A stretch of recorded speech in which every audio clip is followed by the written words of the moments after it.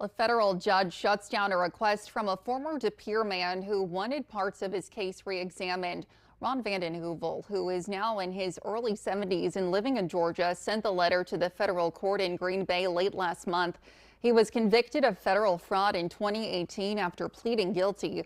Authorities said he defrauded investors of more than $9 million, including more than $1 million from the Wisconsin Economic Development Corporation.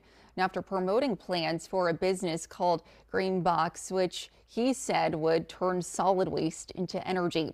Vanden Heuvel asked the judge to address several issues, but the judge decided there was previous opportunities to argue them.